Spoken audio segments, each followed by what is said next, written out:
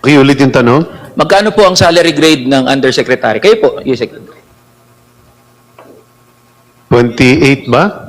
Mr. Chair, I'm not actually familiar. 30? Ang USEC? SG salary grade 30, Mr. Chair. Okay po. Magkano po per month yun? Okay, for salary grade 30, that is 218,237. 218,000 po. Based on this Okay po. table that we have. Director, magkano po salary grade nyo, Director? 26. if I'm Magkano not po per mistaken. month yun?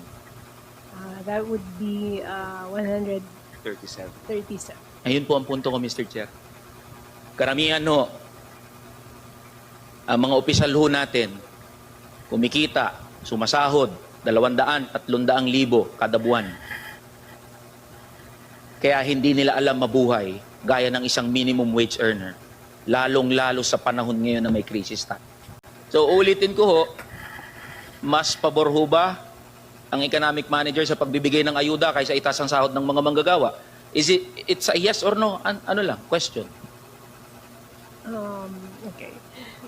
Okay, if I may, the capacity of the economic manager is only with respect to providing subsidies. So we live, Ayun. I maintain that position that we live. Ayun po. with- Maraming salamat po, Director. At least nalaman ng mga manggagawa ngayon sa 5 milyong minimum wage earners who are watching and who will be watching this hearing, wala nga asahang taas sahod, banggit ng economic managers, mas ipapriority ang pagbibigay ng ayuda kaysa itaas ang sahod. Kung magkano ang ayuda, hindi natin alam. Pero ako na po nagsasabi sa inyo, sa Mayo 1, asahan nyo, ang mga manggagawa kikilos sa pinakamaraming bilang dahil po dyan sa binanggit nyo. Wala nga asahang taas sahod, bibigyan na lang ng ayuda.